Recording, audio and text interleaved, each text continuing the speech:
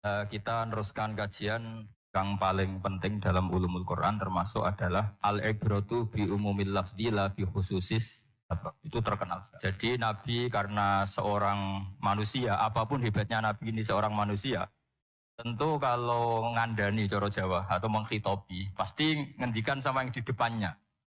Tapi bukan berarti hukum ini khusus pada yang di depannya tapi menjadi umum. Kenapa menjadi umum? Ya karena kebaikan itu boleh dilakukan oleh siapa? Misalnya Rasulullah ngendikan sama Mu'ad, ya Mu'ad inni uhibbuka fala tada'anna dubura kulli sholatin wa fi riwayatin faqul fi duburi kulli sholatin Allahumma a'inni ala zikrika wa syukrika wa husni ibadati. Itu jelas kalimatnya Nabi, ya Mu'ad saya mencintai kamu, maka jangan pernah engkau tinggalkan setelah sholat kamu membaca Allahumma inni ala zikrika wa syukrika wa husni ibadati. Ya Allah, tolonglah kami supaya selalu mengingat engkau ala zikrika dan mensyukuri nikmat engkau, dan tolong kami selalu beribadah kepada engkau. Lalu kalau melihat asbabil wurud, kalau dalam ilmu hadis biasanya disebut asbabil wurud, kalau dalam ilmu Quran disebut asbabin nuzul, tentu yang didawai itu ya Mu'ad. Tapi Anda tidak boleh begini, saya tidak wiridan itu yang disuruh Nabi kan Mu'ad, saya kan tidak Mu'ad. Itu tidak boleh seperti itu. Makanya kita tidak boleh terlalu tekstual, karena tadi resikonya Anda tidak mengikuti kaidah al-ibratu bi umumil lafzi la bi khususis. Sebab itu saya tadi di kantor rektorat ya Pak Ordas ya. Saya bilang nanti untuk kajian yang di kantor rektorat pakai kitab Syajaratul Ma'arif, karena kitab itu juga yang sekarang dalam proses penerjemahan saya dengan Pak Quraisyab di PSG, yang di sini pakai kitab Itqon. Nanti mulai bulan depan, karena saya dipaksa untuk meneruskan. Ini sudah kayak Tuhan saja maksa-maksa. Itu pakai kitab Itqon, nanti babnya tak kasih yang mendesak untuk diketahui, termasuk apa? Al-ibratu bi umumil lafzi la bi khususis. Jika di Quran misalnya begini, ada cerita begini. Nabi Isa itu bilang begini, saya ini siapa? Saya ini adalah orang, kata Nabi Isa, wa ja'alani mubarakan aynama kuntu. Saya adalah orang yang di mana-mana itu memberi berkah, memberi manfaat kepada siapa saja. Itu jelas tentang Nabi Isa. Tapi oleh ulama dikasih judul yang umum. Babu nafil ibad bikullil bilad. Bab bahwa seseorang harus bermanfaat hidup di mana saja, kapan. Meskipun itu Allah cerita tentang Nabi Isa. Tidak bisa kamu bilang itu kan Isa, saya kan tidak Isa. Tidak bisa seperti itu. Isa adalah ibaratun an ahlil khairi. Isa adalah figur orang baik. Tentu yang dilakukan baik. Tentu kebaikan boleh ditiru siapa? Jadi sehingga nanti pada akhirnya nama-nama yang disebut Allah di Quran itu kalau nama orang baik tentu kita boleh ikut. Paham ya? Kalau nama orang buruk tentu kita tidak boleh. Ya gitu aturannya. Sehingga tadi ada al-ibratu bi umumil lafzi la bi khususis sabab. Jadi yang jadi pegangan adalah standar kalimat umum dengan pemaknaan yang ditentukan ulama. La bi khususis sabab, tidak terkait sebab itu.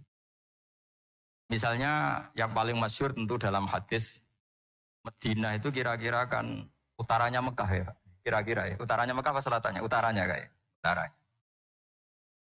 Dulu penduduk Madinah itu kalau bikin kloset itu, pokoknya kalau qada'ul hajat itu menghadap ke utara atau selatan. Terus kata Rasulullah, kalau kamu sedang qada'il hajat, sedang buang kotoran tuh jangan menghadap Ka'bah, juga jangan membelakangi Ka'bah. Itu Nabi redaksinya unik. Walakin syarriku au gharibu. Tetapi kamu menghadap barat atau menghadap timur. Itu semua riwayat walakin syarriku au gharibu, tapi kamu menghadap barat atau timur. Nah, artinya apa? Kata syarriku au gharibu adalah binisbat di ahli Madinah, karena orang Madinah posisinya di utara Mekah. Sehingga kalau menghadap utara atau selatan berarti menghadap Ka'bah atau membelakangi Ka'bah, dan itu tidak boleh dalam proses qada'il hajat, masbah kotoran. Terus Nabi memerintahkan menghadaplah ke barat atau ke timur. Nah, al-ibratu bi'umil lafzi la bi khususis sabab juga direvisi oleh ulama begini, kecuali sebab itu ada ilat. Maka kalau demikian yang dimenangkan ilatnya bukan teknya. Saya ulang lagi, yang dimenangkan ilatnya bukan teknya. Kayak tadi, di hadis itu kan Nabi ngendikan apa? Tetapi menghadaplah barat atau menghadap ke timur. Tentu orang Indonesia malah kalau itu kebalikannya. Orang Indonesia kalau ke barat atau ke timur kan malah menghadap Ka'bah atau membelakangi. Di sini pentingnya ijtihad. Dan ijtihad ini lazim, bukan harus Imam Syafi'i atau Imam Malik. Semua orang normal pasti tahu proporsi kalimat tadi. Karena ada aturan al-hukmu yaduru ma'ilatihi wujudan wajan. Itu seterusnya. Ini penting saya utarakan. Sehingga ketika Rasulullah sedekah dengan dinar dikasihkan fakir miskin atau dirham dikasihkan fakir miskin. Pikirannya ulama adalah sedekah dengan mata uang yang berlaku saat itu. Tidak selalu ditetapkan dinar atau begitu juga ketika Rasulullah dulu zakat fitrah pakai susu kering atau pakai kurma atau pakai gandum. Ulama semua bilang yang penting kuti ahlil balad. Yang penting makanan pokok di negara itu. Dalam konteks Indonesia tentu apa? Beras. Ini penting saya utarakan karena tanpa mengkaji ulumul Quran seperti ini. Dan kita insya Allah bulan depan saya langsung bawa kitab Itkon. Di situ ada beberapa contoh. Harus seperti itu. Karena kalau tidak terikat sebab, itu nanti takutnya ayat umum menjadi liar. Misalnya begini, pernah ada aliran sesat dulu. Kebetulan di Jogja itu saya lihat di TV. Entah salah kiainya, entah salah dosennya, entah salah siapa. Atau salah orangnya agak stres, tidak tahu saya. Semoga salah orangnya itu sholat menghadap ke 4 arah. Alasannya Allah nggak ada di mana-mana, ya sudah. Barat, rakaat kedua ke utara, rakaat ketiga ke timur, rakaat keempat ke selatan. Itu uniknya itu ngawurnya lah, bukan uniknya. Ngawurnya itu dalil fa'ina matuwallu fatamma wajhuwa. Kamu hadap kemana saja di sana dari itu. Sehingga semua ulama ketika bikin kaidah al-ibratu bil lafzi la bi khususi sabab selalu menyertakan kecuali khusus sabab ini ada illatul hukmi. Maka itu enggak jadi. Kayak ayat tadi, kalau kamu pakai umumnya lafaz itu kan boleh sholat menghadap mana saja. Nah makanya Imam Syafi'i ketika ditanya, lalu ayat ini proporsinya gimana? Kata beliau, fis safar. Orang yang sedang di pesawat, mau sholat, tentu masuknya fatamma wajwa. Jadi dalam kondisi bepergian, yang kita ingin sholat, maka pakainya ayat seperti itu. Tapi kalau kondisi nomor, fawal diwajaka, syatral masjidil. Jadi makanya ini penting ngaji ulumul Quran. Kita tidak bisa hanya megang terjemah atau megang apa, kemudian kita fatwa atas nama Quran dan hingga dulu syaratnya memang ketat, harus hafal Quran, hafal hadis, menguasai usul fikih, menguasai macam-macam. Karena tanpa itu memang tidak bisa. Sampai Ibnu Abbas ngendikan, kamu jangan pernah fatwa pakai Quran. Fa inna lahu wujuhan katsirah, karena Quran punya sisi yang banyak. Walakin hajuhum bisunnah. Kalau kamu adu hujjah, pakailah sunnah Rasulullah SAW. Karena di situ penjelasan Quran. Misalnya tadi Rasulullah ketika kondisi normal pasti sholat menghadap Ka'bah. Jadi kalau bepergian nanti unta, kata riwayat-riwayat, ainama tawajjahat bihi rokhilatuh. Kemana saja posisi unta ada ulama berpendapat itu khusus sholat sunat. Kalau sholat fardu dalam kondisi ada punya mobil harus berhenti. Ini madzhab Syafi'i. Jika misalnya saya, Pak Ersoyo, Pak On, bawa kijang, mobilnya sendiri. Kalau sholat fardu jangan mentang-mentang pakai kendaraan terus menghadap sekenanya. Kalau mau ke Banyuwangi berarti menghadap ke timur, itu yang boleh hanya sholat sunat. Kalau sholat fardu harus berhenti. Karena kijang ini dalam kendali Anda. Kecuali dalam surah yang kendaraannya tidak dalam kendali Anda. Misalnya kita naik pesawat. Jadi harus dibedakan. Jangan mentang-mentang Nabi sholat di unta kemana saja menghadap. Tapi konteksnya kan unta ini, cara berpikir unta ini dalam kendali Nabi. Tapi kalau pesawat kan tidak. Jelas ya? Jadi makanya ini pentingnya proporsional. Jadi kalau kita naik kijang misalnya mau ke Banyuwangi, kalau waktu duhur ingin sholat ya harus berhenti. Nah yang ainama tawajjahat bihi rokhilatuh, kemana saja kendaraan membawa kita, itu dalam konteks sholat apa? Sunnah. Jadi ini pentingnya ulama. Ini yang dikatakan al-ulama warasatul anbiya. Karena sanad ini musalsal, terurut sampai Rasulullah SAW. Terus ada lagi ayat umum yang akhirnya jadi judul umum. Misalnya begini. Kita tahu cerita Nabi Khidir, di antara ceritanya ada satu kampung itu pelit. Makanya orang pelit itu wajib didendami. Karena Nabi pun itu baik-baiknya orang. Kalau sama orang pelit tetap dendam. Karena buruk-buruknya orang itu orang pelit. Tahu kan alamatnya orang pelit? Qoribun minan nar, ya dekat-dekat neraka itu kata-kata. Kalau al-bakhil qoribun minan nar, ba'idun minal jannah. Jadi kalau sama tanya alamatnya ya dekat-dekat neraka. Singkat cerita Nabi Musa dan Nabi Khidir kecapean sekali masuk satu kampung. Karena saking kecapean lapar minta kampung itu menyediakan makanan. Istatama itu mereka minta makan saking laparnya, karena di perjalanan yang melelahkan. Istatama ahla fa'abau ayyudayifuhuma. Tapi kampung situ kampung pelit. Jika semuanya tidak mau yang ngasih apa? Makan. Tapi pas mau keluar dari kampung ada tembok, ada kayak prasasti itu, yang mau roboh. Yang mau apa? Roboh. Terus sama Nabi Khidir, tembok yang mau roboh ini ditata jadi baik lagi. Nabi Musa kata Nabi Musa, kok kurang pegawaian mau medit, pakai ribu usi. Jadi makanya dendam sama orang meditnya agak sunat. Karena Nabi Musa juga marah sama Nabi Khidir. Orang kayak kampung kayak itu pelit kok temboknya apa rusak kamu benahin gitu. Terus Nabi Khidir menjawab, wa amal jidaru fakana lulamaini yatimaini fil madinati wa kana tahtahu kanzul lahuma wa kana abuhuma sholihah. Begini loh, tembok ini adalah penyimpan harta. Penyimpan harta untuk anak yatim. Bapaknya dulu itu soleh. Artinya terus dibabkan oleh ulama. Babu ikrami sibyanil mu'minin. Bab kita memuliakan anak-anak orang soleh. Jika dalam adat kita menghormati Habib, menghormati Gus, menghormati anak pahlawan, menghormati orang-orang yang dulu berjuang pada untuk Indonesia. Karena di antara yang dipertimbangkan Nabi Khidir adalah wakana abuhuma sholihah. Tentu kita menghormati putra-putri yang dulu mendirikan UII, macam-macam. Ya tentu proporsional, tapi tetap saja dapat poin dulu atas nama putra pahlawan, putra orang-orang soleh. Karena Nabi Khidir ketika mempertimbangkan itu, alasannya wakana abuhuma sholihah. Faroda rabbuka jabluhu ashuddahuma wastakhrijakan zahuma. Tentu Allah ingin kalau tembok ini roboh, kemudian kelihatan khazanahnya atau tabungannya, nanti dipakai orang-orang dolim. Kalau dipakai orang dolim, maka yang berhak tidak mendapat.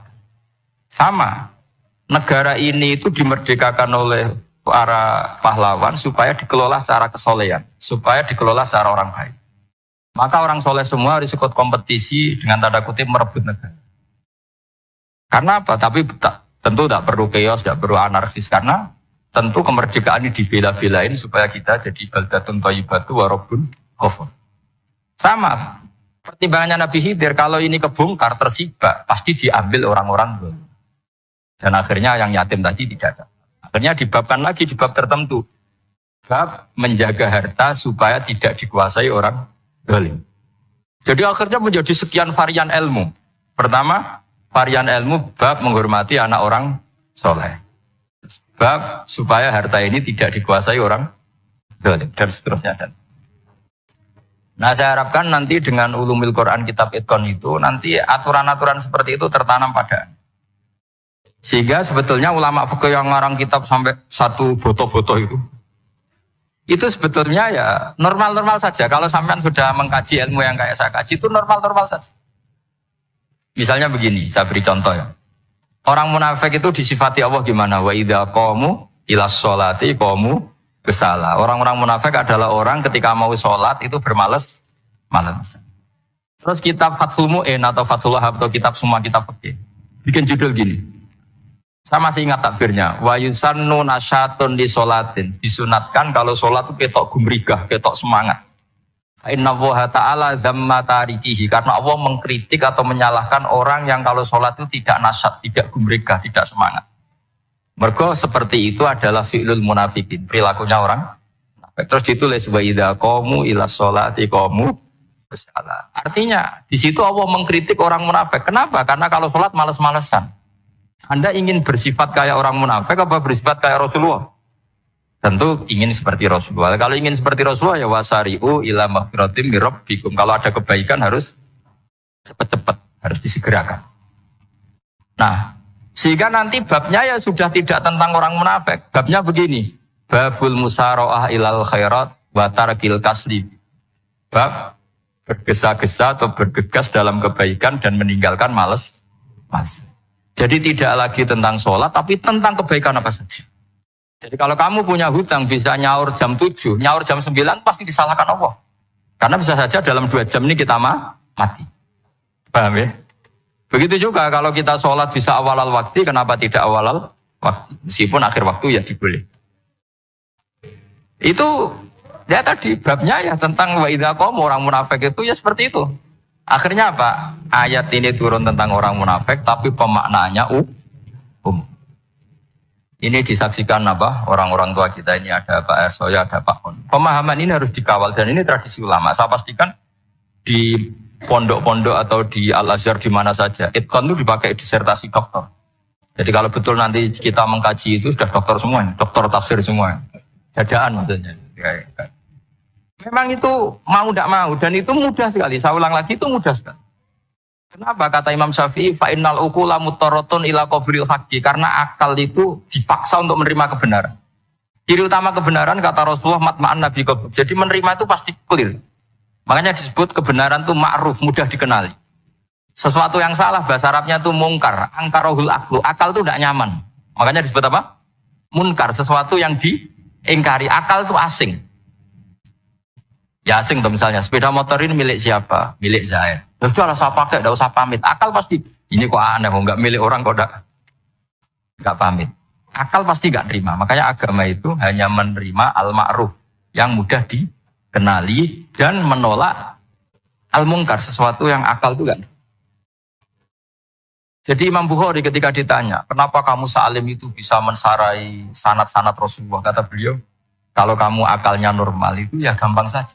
Terus ditanya, contohkan. Beliau contohnya begini.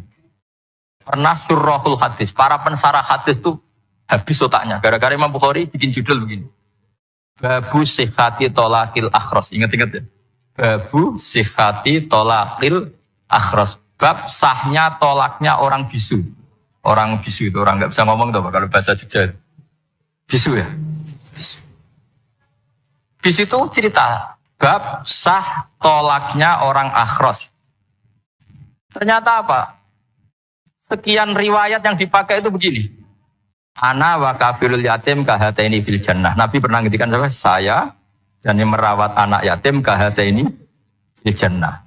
Wa asyara bi musabbihatihi wal wusta. Pokoknya Nabi ngendikan begini. Paham ya? Maksudnya apa? Betapa yang rawat anak yatim itu sangat dekat dengan apa? Dekat dengan Nabi di apa? Surga. Terus hadisnya berikutnya, asyahru hakada pakai tangan 10, ahakada wahakada wahakada berarti 30. Asyahru hakada wahakada wahakada berarti berapa? 29. Terus berikutnya hadis Aisyah sholat lama, terus ditanya orang di tengah-tengah sholat. Aisyah kenapa sholat lama? Pak asyarat nahwas sama. Kemudian Aisyah memberi isyarah nahwas sama. Ternyata saat itu gerhana apa? Mata. Itu surahul hadis bingung semua. Ini cerita tolaknya orang bisusah kok ngelantur kemana-mana ya. Ternyata maksudnya Bukhari begini, maksudnya Imam Bukhari. Penjelasan, yang namanya tolak itu kan sighot. Ya sighot, tahu sighot, akad lah kalau dalam bahasa Jogja mungkin. Kalau kamu nikah kan angkah tuka wajah-wajah terus bilang apa qabil tu nikahaha wa taswiyah. Terus kalau kamu menceraikan istri kamu bilang kamu saya ceraikan. Yang dikatakan sighot itu adalah ekspresi atau implementasi dari sesuatu. Misalnya kamu ingin tolak, bilang saja tolak. Kalau kamu ingin muji orang, bilang saja begini. Pasti itu maknanya muji. Kalau ingin mencemooh, bilang begini. Nah, artinya gini, kalimat itu bisa diganti isyarah. Saya ulang lagi, kalimat itu bisa diganti. Buktinya Nabi mengisyaratkan saya dekat, bilang begini. Paham ya? Aisyah bilang gerhana, hanya bilang begini. Kalau begitu orang yang bisu ya punya cara menceraikannya. Dia cukup melakukan isyarat. Yang isyarat itu pasti dipahami sebagai cerai. Artinya kalau orang memahami Quran hadis seperti itu, hal-hal yang mungkin nggak terlintas dalam pikiran Anda, ternyata itu jadi dalil. Artinya apa? Rasulullah yang bisa ngendikan saja kadang menjelaskan sesuatu pakai isyarat. Nah, dengan demikian terus jadi rumus. Al-isyarah al-mufhimah bimanzilatin nutqi. Isyarah yang memahamkan sama dengan ucapan. Sehingga ini pengganti ijab. Nah, itu cara-cara memahami istihad, memahami Quran dan caranya gimana? Kita harus belajar ulumul Quran. Ya, perangkat yang dipakai seluruh dunia termasuk kitab Itqan itu. Dan kitab Sajaratul Ma'arif itu yang saya kaji dan dikaji seluruh ulama di dunia. Karena saya tidak biasa ngaji tanpa kitab yang perlu kita. Saya sendiri itu bisa seperti ini ya barokahnya kitab-kitab itu. Jadi gak terlintas tapi ya tadi. Rasulullah yang bisa ngendikan saja, sering iktifa, sering ngalap cukup dengan apa? Isyarah. Oh kalau gitu berarti al-isyarah biman silatin nutki. Isyarah itu sama dengan ijab dan qabul. Apalagi ini orang akhros, orang bisu yang nggak bisa ngomong. Lalu kalau tolak kayak apa, kalau nikah kayak... Ya, tapi Imam Bukhari itu uniknya tadi bikin judul Babu Sihati Tolakil Akhros, kemudian cerita anak wa kafirul yatim. Nah itu kalau orang kan nggak sambung, ini sambungnya di mana? Kok malah cerita anak yatim? Ternyata kata kuncinya kahata ini seperti ini dan orang paham sangat sangat. Makanya hati-hati dengan isyarah karena kalau itu betul mengganti lafaz, berarti Anda kalau nyuwun sewu melafadzkan tolak terganti isyarah, ya agak masalah. Tapi semoga enggak lah. Istri satu kok dicerai nanti nggak punya istri, nanti malah repot. Tapi ini kan saya cerita ilmu saja. Ya saya cerita apa? Cerita. Jadi kalau ada orang bilang semua yang ada di dunia itu ada di Quran. Itu caranya seperti ini. Jangan kayak orang-orang yang terlalu tekstual. Karena kalau seperti ini pasti semua ada di dunia itu ada di Quran. Karena cara pemahamannya seperti ini. Saya sering ditanya kenapa bumi ada likuifaksi macam-macam. Memang dari Quran bayangannya Quran seperti itu. Amin tuman fis sama ayyaksifa bikumul ardo fa idahiyya tamur. Memang dari awal Allah bikin bumi ini potensinya malah likuifaksi. Potensinya itu melumer. Tamur itu memang maknanya melumer. Dan ketika Allah nyifati bumi wal ardi dzatis sod, sod itu maknanya pecah. Dan Allah tidak sekedar mengatakan pecah, dzatis sod sifat dasar bumi itu mudah pecah. Jadi kalau dzat itu sifat dasar. Jadi meskipun Quran tidak meneliti spesifik kayak para ahli gempa, tapi dari awal Allah ngendikan bumi itu dzatis sod wal ardi dzatis sod. Bumi adalah berkarakter pecah. Kenapa berkarakter pecah? Karena dari awal bumi ini lempengan-lempengan. Di Quran ya dijelaskan gitu. Wa fil ardi qita'um mutajawirat. Bumi yang kelihatannya banyak, kelihatan satu, sebetulnya dari qit'ah, dari potongan. Lah qit'ah itu jamaknya qita'. Terus disebut mutajawirat, saling berdampingan. Kalau dalam bahasa Arab berdampingan itu berarti sel-selnya beda. Kalau bahasa Arab bilang sesuatu yang bercampur namanya mukhalatoh, jadi satu. Kalau yang beda jenis namanya mujawarah. Al-Quran itu bilang wafil ardi qita'um mutajawirat. Bumi ini karakternya per potongan-potongannya karakternya beda-beda. Sehingga memang potensinya bumi ini hancur. Apalagi dari awal memang dipersiapkan mau dihancurin. Makanya gak usah takut kiamat, memang rencana Tuhan mau dihancurin. Makanya sanggup takwa saja. Kalau ingin menghentikan penghancuran ini tidak bisa. Itu sudah dalam rencana Tuhan pasti di.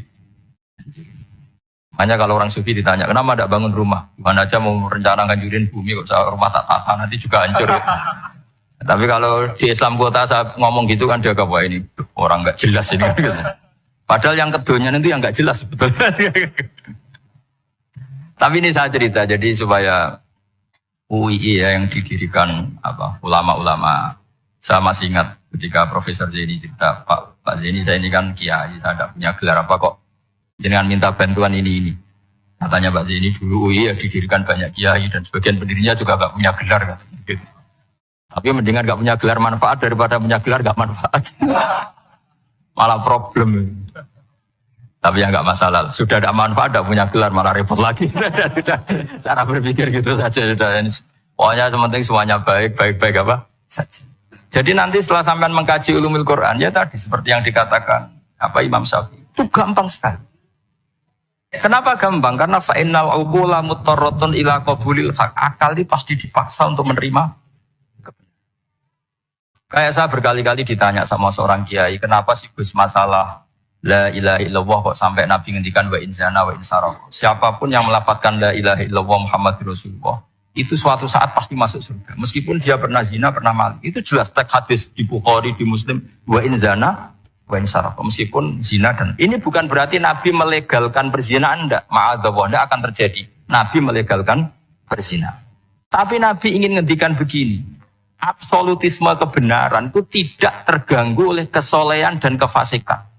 Karena kebenaran absolut siapapun akan ngomong seperti itu. Saya berkali-kali nyontohkan, Rektor Al-Azhar akan bilang 1 tambah 1, 2. Lonte ya bilang 2, koruptor ya bilang 2, KPK ya bilang 2, 01 ya bilang 2, 02 ya bilang 2. Karena absolutisme kebenaran. Dan Nabi itu ingin mengatakan bahwa Allah Tuhan ini kebenaran sejati. Sehingga siapapun yang melafadzkan sah. Jika orang yang kafir 70 tahun sekali melafadzkan syahadat, sah. Tidak usah begini. Pak kafir, soleh dulu ya beberapa tahun gitu. Baru Anda sah melafadzkan kalimat la ilaha.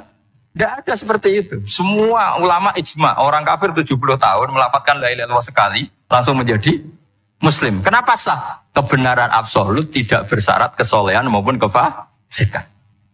Ya kata tadi, orang bilang 1 tambah 1 harus profesor apa anak TK boleh? Jangan mentang-mentang profesor, doktor, rektor, UGM, atau UI. Tadi anak kecil bilang berapa? 1 tambah 1, 2. Udah, aku tak bilang 4. Tidak bisa. Kebenaran absolut itu orang akan sepakat.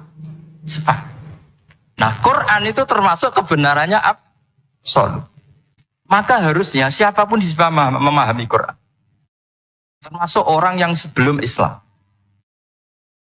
Sekarang saya tanya ke sampean, ketika Umar masuk Islam karena dengar Quran, itu dulu dengarnya apa dulu Islamnya? Dulu dengarnya, dan dia paham. Wa ma huwa min kalamil bashar, ini tidak mungkin omongan manusia seindah ini. Karena mudah dipahami Quran. Nah sekarang enggak, karena ada sistem akademik. Itu terus orang macam-macam urutannya. Jadi repot sekarang. Kalau kata tafsir At-Tabari lebih ekstrim lagi. Idla yuqalu masalan ifham bima la aklala. Jadi orang-orang kafir ini kan, orang-orang kafir Mekah ini kan Rasulullah jadi nabi ini kan semua orang masih kafir. Enggak ada mahasiswa UI, enggak ada orang NU, enggak ada orang Muhammadiyah. Semuanya orang kafir, semuanya masih kafir. Terus Nabi membawa Quran, maka kitab pertama itu bukan ya ayuhan nahdiyun, ya ayuhal muhammadiyun. Kitab pertama kul ya ayuhal kafirun, karena pendengarnya semuanya kafir. Dan itu mereka paham. Tapi nanti soal hidayat nomor 2, tapi mereka itu yang jelas. Sehingga banyak orang kafir yang menjadi muslim karena mendengar Al-Quran. Jadi ini penting diketahui karena kebenaran itu milik siapa saja dan akan mudah difahami. Kayak tadi, kalau 1 tambah 1, 2 itu rektor ya bilang 2, anak TK ya bilang 2, musuh kamu ya bilang 2, kamu atas nama sentimen dengan musuh pun tetap bilang. Nah di sini kadang Nabi ngendikan mangqala la ilaha illallah dakhalal jannah wa in zana wa in saraka. Proporsinya seperti itu, bukan berarti Nabi melegalkan zina, bahwa kalimat ini kalimat yang kebenarannya absolut sehingga siapapun sah mengatakan itu, meyakini itu meskipun punya masa lalu seperti. Jadi jangan salah makna terus Nabi melegalkan, tidak sama sekali. Jadi saya mohon ini dijadikan satu ilmu. Bahwa ilmu adalah tetap apa?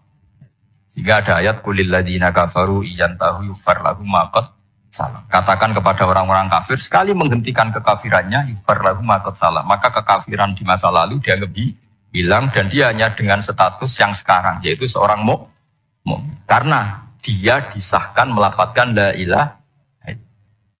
Makanya pernah ada cerita, ini penting saya utarakan gitu. Ada orang kumpul kebo, singkat cerita, kumpul kebo lelaki sama perempuan. Suatu saat Nabi dikasih tahu sama tetangganya, ya Rasulullah, orang yang biasa kumpul kebo itu sekarang sudah nikah. Jawabannya Nabi unik. Alhamdulillah, kira-kira gitu kalau bahasa Indonesia, qad kharaja min sifahin ila nikahin. Dia sudah keluar dari tradisi zina, sekarang dia sudah dengan kehormatan nikah.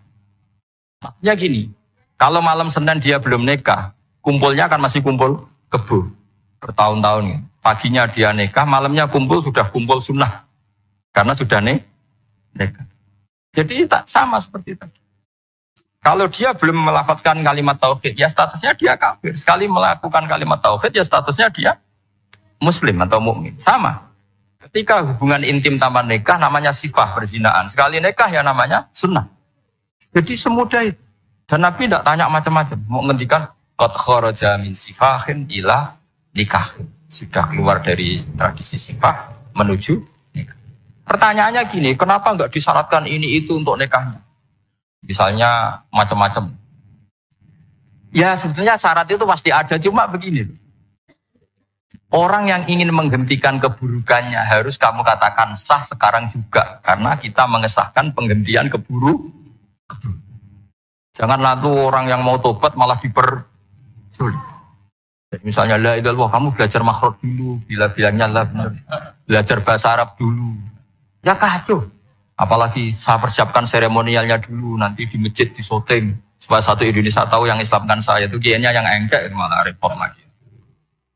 Ini penting saya utarakan supaya clear. Jadi saya ulang lagi. Al-ibratu bi umumil lafzi la bi khusus sabab.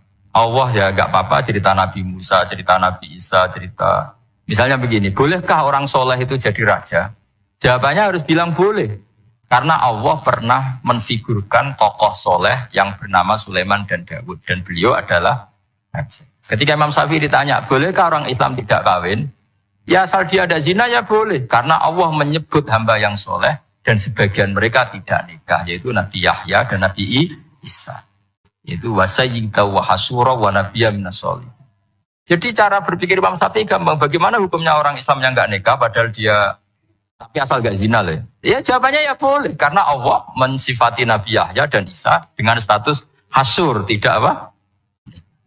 Bolehkah seorang soleh jadi raja? Ya boleh. Daud dan Sulaiman itu seorang soleh dan jadi raja. Bolehkah orang soleh itu fakir? Wah sudah banyak, enggak usah dibolehkan sudah banyak ya. Jadi gampang sekali Quran di depan ahlinya. Jadi kalau Imam Syafi'i ditanya, fa inna wa ta'ala dzakara abdan sholihan wa qala wa sayyida wa hasura wa nabiyyam minas sholihin. Ternyata ini orang yang ditanya, apakah boleh orang soleh itu jadi politikus, jadi pejabat? Ya boleh saja. Faqad ataina ala Ibrahim al-kitab wal hikmata wa atainahum mulkan azim. Jadi ini yang boleh bukan sekedar Ibrahim. Padahal di ayat itu tentang ala Ibrahim. Kalau tak cerita, Karena berpikir ya tadi, ternyata kesalehan kita dan mengganggu. babat Dan itu ya maksudnya untuk kesalehan. Oke. Jika agama ini makanya Karena kalau ada yang tanya Jawa bagaimana ini- perempuan punya aktivitas, ya Nek jawabannya asal itu. kebenaran ya boleh. Allah cerita Bilqis dan itu raja perempuan. Di hadis banyak ketangkapan Aisyah memimpin, macam-macam. Jadi gampang saja. Nah, kenapa sekarang banyak orang berdebat tentang Quran dan nyuwun sewu sampai pada level gontok-gontokan ekstrim? Karena mereka nggak mau belajar ulumul Quran. Kegiatannya debat, tukaran. Yang bingung kita, yang waras ngalah lah kira-kira gitu. Ini nggak pernah ngaji Quran, gegernya. Ya kacau. Ada ulumul Quran, jadi yang namanya kitab Al-Itqan. Dan itu dibukukan oleh ulama. Dan gampang sekali. Pernah ya Sayyidina Umar ketika Futuhat, beliau sudah Futuhat itu mengalahkan musuh-musuh Islam yang memusuhi Islam. Perlu dicatat, musuh-musuh Islam yang memusuhi Islam. Karena kalau yang tidak memusuhi Islam nggak boleh dimusuhi juga. Ya. Sehingga cerita ditanya, kenapa kita tidak tasakuran besar-besaran, kita kan sudah menang. Padahal disambut sedemikian rupa. Jawabnya Umar apa? Inna wa ta'ala qad ayyara qauman faqala adhabtum thayyibatikum fi hayatikumud dunya wastamta'tum biha. Allah itu mengkritik kelompok kaum yang dalam hidupnya itu foya-foya. Maka saya akan mengurangi foya-foya itu supaya saya menyisakan jatah foya-foya saya sampai di surga. Nanti orang kafir ketika dimasukkan neraka di antara taubehnya Allah. Taubeh itu ya semacam kayak disalahkan gitu. Adhabtum thayyibatikum fi hayatikumud dunya, jatah-jatah kenikmatan kamu, salah kamu habiskan di dunia. Sehingga kita harus pernah pas enak-enaknya tidur, tahajud, wiling-wilingan, ngurangi jatah. Sayyidah Aisyah tuh cantik sekali, tapi sudah turu mujur di depan Nabi tetap sholat. Kalau sampai istrinya tidak cantik saja, tidak pernah tahajud. Itu masalah besar, itu Aisyah itu kenangannya Aisyah. Saya ini kurang cantiknya. Sampai Nabi kalau sholat udah tidur di depannya, masyhur. Wa ana muqtaridotun, saya tidur malang di depan. Nabi kalau berdiri sikilnya aku tak dojorno. Kalau Nabi mau sujud, tak ingkert. Terus saja tahajud. Dan saya yakin itu sunnah, tidak ada yang niru. Aisyah loh, bukan yang Saudah, Aisyah. Di semua riwayat itu, kalau Saudah kan mungkin, wah pantesan Saudah kan gitu. Ini. Terus ada cerita lagi, betapa Rasulullah memang Nabi betul. Aisyah itu istrinya paling cantik. Kan yang nyanyi cantik itu hanya Aisyah, Zainab sama Sofia. Kira-kira rivalnya itu. Ya rivalnya itu, kira-kira. Ya sebagian ya cantik tapi enggak sekelas ini. Rasulullah itu malam-malam keluar. Pikiran Aisyah, pasti ke sebagian rival saya. Doroh itu maru. Dibuntuti sama Aisyah. Nabi enggak tahu kalau dibuntuti Aisyah. Ini hadis riwayat doa masuk kuburan. Maka, jadi hadis itu ya unik. Kalau enggak di tangan ulama itu jadi kacau. Bab doa li ahlil kubur. Bab mendoakan ahli kubur itu babnya itu tentang cemburu. Hasil karena Nabi keluar, wah ini mesti enggak benar ini. Paling ke Sofia atau ke ya pokoknya Zainab yang cantik-cantik. Ditututi sama siapa? Nabi enggak tahu hal itu. Nyata Nabi itu kebaki. Kebaki itu assalamualaikum warahmatullahi wabarakatuh wa inna insyaallah bikum lahiqun. Jadi barokahnya cemburu. Hadis itu ada rawinya. Oh, ternyata ke kuburan tuh. Itu sampai pulang. Jadi hadis itu diriwayatkan Aisyah. Itu cemburu. Saya ini cemburu sama Nabi. Malam-malam keluar. Itu juga mau kuburan.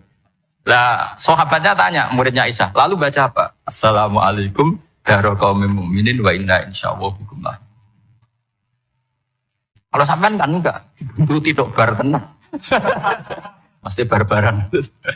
Jadi ini penting saya utarakan. Jadi cobalah ulumul Quran dikaji secara baik. Insya Allah nanti maknanya Quran itu mudah. Karena memang sesuatu itu harus ada ilmu. Ya sesuatu itu harus ada. Banyak ulama itu nangis karena mudah memahami rahmat Allah. Abu Yazid Al-Bustami itu jadi wali bukan karena banyak wiridannya, enggak. Dia setiap makan itu memuji begini, ya Allah, engkau itu enggak butuh saya, tapi kenapa ngasih makan saya? Kalau majikan ngasih makan karyawannya kan supaya mau kerja. Semua kebaikan manusia itu pasti ada imbalannya. Tapi engkau itu tidak butuh apa-apa. Kenapa ngasih nikmat kepada manusia padahal engkau tidak? Itu kan aneh betul. Kalau apapun ikhlasnya orang, kalau ngasih itu kan ada maunya. Meskipun sudah bilang ikhlas. Oh sudah. Tapi kalau Allah itu tidak butuh. Misalnya ada orang nyumbang masjid ikhlas. Tetap di hatinya. Benar Jumatan Pak Quran ini. Tetap ada kepentingannya. Tapi kalau Allah sehingga cara mensifati Allah itu luar biasa. Makanya orang jadi wali itu diantara kata Rasulullah, Inna woha la yardu anil abdi idha akalal aklah fayahmadu alaiha au yashrubah syarbah fayahmadu alaiha. Allah itu sangat ridho. Orang jadi wali itu kan diridani Allah. Allah itu sangat ridho kalau seseorang makan kemudian dia muji Allah. Coba apa hebatnya Donald Trump kalau gak makan ya lemes mati. Apa hebatnya presiden seluruh dunia kalau gak makan ya lemes mati. Orang yang katanya paling top di dunia, itu gak makan kangkung nyatanya ya lemes. Hebatnya di mana? Yang kita puji-puji hebat, ternyata kalau gak makan itu lemes. Pak Rektor gak makan lemes, apalagi Pak Onwel gak makan lemes. Hebatnya apa coba? Nah, terus kelihatan wa khuliqal insanu dhaifah. Makanya ketika Allah mengingatkan orang yang menyembah Isa, Allah hanya menghentikan gini, karena yakulani to'am. Isa dan ibunya itu makan. Maksudnya kalau nggak makan itu ya Kamu kebayang nggak punya Tuhan terus, Pak Tuhan jangan lemes, mau dariin ya. Apa malunya kita punya Tuhan kalau nggak makan apa? Lemes. Nanti cerita, alhamdulillah tadi Tuhan mampir sini. Tadi lemes lah tak kasih makan, bergas lagi. Makanya orang kritiknya mesti sederhana, karena yakulani to'am. Kok kamu Tuhan kan gimana? Ini kalau nggak makan itu. Tapi kita sering keliru mengatakan Presiden Amerika itu super power hebat. Hebatnya di mana seorang manusia? Kalau nggak makan ya. Ini makanya Allah ngintikan wa khuliqal insan. Sehingga banyak para wali itu dekat Allah ketika makan. Bukan apa karena tadi makannya itu enggak kayak sampai ada makan banyak lahap segala-galanya udah gitu. Itu enggak setiap makan ya Allah betapa lemahnya saya. Yang katanya rektor, yang katanya profesor, katanya orang alim kiai. Katanya pengurus NU, pengurus Muhammadiyah, ternyata kalau tidak makan, lemes. Kerennya di mana lemes? Sehingga terus tawadu, terus macam-macam. Jadi ini penting. Jadi Allah mengingatkan manusia itu dengan makan. Makanya Nabi Rasulullah ngendikan, Allah itu sangat ridho seseorang yang setiap makan muji Allah. Tapi sekarang orang makan itu banyak yang enggak menjiwai. Karena ada aturannya sebetulnya, ngunyahnya sampai sekian. Ya, tapi sekarang kan sudah ada seperti itu. Makanya sekarang wali sudah enggak banyak. Pendaftarnya juga sudah ada banyak. Apalagi orang-orang intelek itu sudah agak tertarik daftar wali. Memangnya kalau sudah jadi wali dapat uang, malah repot lagi kalau. Tapi ini saya cerita orisinilnya ilmu Quran. Ketika Allah mengkritik Isa itu hanya, ketika dituhankan maksudnya, itu hanya dengan kalimat kana yakulan itu Isa dan ibunya sama-sama. Dan ketika Allah memuja Rasulullah SAW dan para nabi, itu pujaannya itu aneh. Wa ma arsalna qablaka minal mursalin illa innahum la ya'kuluna ta'ama wa yamshuna bil aswaq. Saya tidak pernah menugaskan para rasul kecuali mereka itu ya makan dan jalan-jalan di pasar. Saya sampai sekarang hampir tiap minggu itu jalan-jalan ke pasar sama. Meskipun saya di Rembang itu gede itu tetap biasa jalan-jalan. Karena apa? Kata Rasulullah Muhammad, Isa itu sampai dituhankan itu gara-gara jarang makan. Seorang memitoskan makan. Rasulullah itu kalau makan itu di depan, sering di luar rumah. Supaya kelihatan kalau beliau itu Jadi makannya Nabi adalah nafyun li uluhiyati. Perlu dicatat Nabi Muhammad jadi Nabi setelah dengan tanda kutip tragedi Isa dituhankan. Karena Rasulullah jadi Nabi setelah tragedi Isa dituhankan, maka sisi manusianya itu diperlihatkan. Sampai kalau makan tuh di depan umum. Tapi gak marung di KFC, tidak ada riwayatnya itu. Di depan umum. Nah, karena kepentingannya itu sehingga makannya Nabi ini ibadah yang luar biasa. Karena menunjukkan sisi kemanusiaan yang akan aman, tidak akan dituhankan. Paham ya? Sama. Seperti kita misalnya kiai atau pejabat. Makan saja gak apa. Tunjukkan kalau kita manusia. Kalau gak makan Dan kalau itu terus dalam hati kita, insya Allah kita orang yang mengimani wa khuliqal insanu dha'ifa. Apa manusia itu lemah. Nah, tapi kita sekarang enggak. Kalau kita jadi rektor gak bisa mengendalikan satu kampus. Jadi kiai bisa mengendalikan umat. Pikirannya itu kayak Fir'aun. Dan di antara kesalahan Fir'aun adalah faqala ana rabbukumul a'la, bahwa saya bisa mengendalikan kalian. Maka dalam ilmu tasawuf yang pertama harus dihilangkan adalah sifat anani. Bahwa karena saya. Tapi kalau orang mau jadi wali atau orang dekat Allah, kenapa saya sering menyebut kata wali? Sebenarnya khazanah wali itu ada di Quran. Ala inna awliya Allahi la khaufun alaihim wa lahum yahzanun. Cuma orang kota senangnya bakas intelektual. Wong desa senangnya bakas wali. Akhirnya banyak orang yang enggak wali modus pura-pura wali terus nipu orang. Jadi sama-sama ada korban. Yang intelektual juga sama. Seakan-akan lebih intelek dibanding wali ini. Makanya saya supaya bahasa intelektual ya ada di Quran, maksudnya terjemahannya ada, bahasa wali juga apa. Dan kadang orang jadi wali itu melakukan hal-hal yang kecil. Yaitu merasa doif saat apa? Merasa doif. Karena tadi paling mudah menafikan ketuhanan seseorang adalah nyatanya kalau nggak makan lemes. Paling mudah mendoifkan manusia yang katanya presiden superpower kalau nggak makan. Apa artinya kehebatan manusia yang sehatnya bergantung nasi satu mangkok? Kerennya di mana coba? Presiden kondang stop pengaruh seluruh dunia, jajalnya gak mangan sedino, lemes. Berarti hadar rojul lelaki ini bergantung satu mangkok nasi. Hebatnya di mana coba? Makanya ada seorang raja angkuh datang ke seorang ulama. Saya raja bisa mengendalikan dunia. Kata ulama. Tanya gini, andaikan kamu tidak bisa minum, kemudian harus bisa minum kalau orang menukarkan kerajaan kamu boleh minum, asal kamu tidak jadi raja. Apa kamu kasihkan kerajaan kamu ketika kamu harus minum dengan cara seperti itu? Misalnya di tengah belantara, kalau di Arab kan sering ada apa? Sahara itu ada padang. Kata raja itu, ya saya milih minum. Kalau saya tidak minum mati, mendingan tidak punya kerajaan. La tafrah bimulkin la yusawi apa tak sama. Kamu jangan bangga dengan kerajaan yang nilainya tidak ada dengan segelas. Baru dia sadar ternyata. Jadi kamu jangan bangga dengan satu kerajaan yang bukan akan kamu tukarkan dengan segelas. Artinya pertanyaannya gini, kerajaan yang kamu bisa mimpin ini ditumpang air apa ditopang keangkuhan Anda? Sebenarnya ditopang air. Karena sekali Anda tidak minum, tidak bisa jadi raja terus lemes, diobat no. Sama presiden juga gitu. Kalau nggak makan, nggak minum, terus sakit, stroke, nggak bisa jadi presiden. Artinya ternyata betapa manusia ini bergantung dengan suatu yang remeh, yaitu makan, minum, makan, minum. Nah di sini ini, kenapa Quran menyebut para nabi itu apa? Illa innahum la ya'kuluna ta'ama wa yamshuna bilas. Kalau kamu tidak memahami seperti ini kan terus kayak Quran kok ngomong hanya gini kok. Kayaknya kelasnya kok kayak gitu. Cara pandang enggak seperti itu. Paham ya? Terus kalau niku sangat fanatik kalian yang namanya belajar.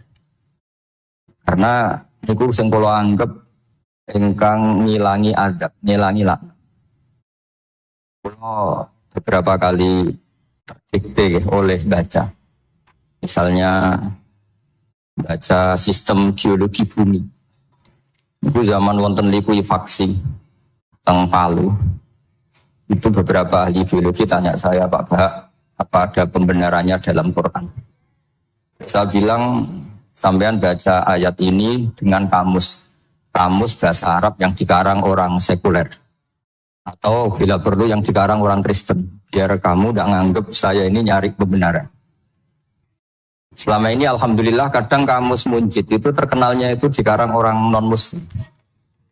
Tapi kadang itu ada hikmahnya. Hikmahnya adalah, tapi saya bukan berarti menganjurkan belajar Munjid. Ini ada hikmahnya adalah, madatul kalimah itu dimaknai secara benar menurut objektivitas ilmu.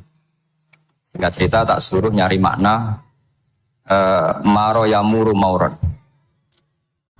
Jadi Allah ngendikan tentang surat Tabarok, apa kamu merasa aman? Merasa aman setiap saat manfis sama ayyakhsifa bikumul ardo fa idza hiya tamur. Zat yang menguasai langit setiap saat bisa saja melumerkan bumi ini. Jadi melumerkan itu ya bahasa Arabnya tamur itu. Jadi Allah sudah mengingatkan bahwa potensi bumi ini memang likuifaksi karena di bawah ada magma, ada air, ada macam-macam. Kemudian potensi bumi ini juga dihantam oleh benda-benda langit. Sehingga Allah ngedikan innallaha yumsikus samawati wal ardo an tazula wala in zalata in amsakahuma min ahadin min ba'di. Jadi setiap saat mungkin meteor itu menghantam bumi, setiap saat mungkin Mars yang menghantam bumi. Sehingga kalau kita belajarnya itu geologi atau sistem galaksi, itu ketakutan kita ya pada likuifaksi, pada meteor yang jatuh, pada apa. Tapi kalau misalnya kita baca yang su'ul khotimah, ketakutan kita ya akan su'ul khotimah. Tapi terus kalau lihat berita TV corona, ya takutnya akan corona. Tapi setelah distatistikkan, misalnya belajar orang yang mati karena ngelindur, itu ya terus takut tidur, karena yang mati karena ngelindur itu juga. Artinya apa? Membaca itu membentuk. Dan itu artinya belajar. Saya termasuk orang yang meskipun masih muda itu gak pati-pati mati. Yang bedakan saya dengan Gus Nadim PD saya kalau masalah ngadepi mati.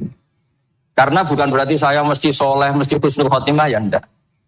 Ada istilah mati yang menyenangkan dalam diri manusia. Yaitu Nabi ngendikan, Allahumma ahyini maka natil hayatu khairan li, wa tawaffani maka natil wafatu khairan li.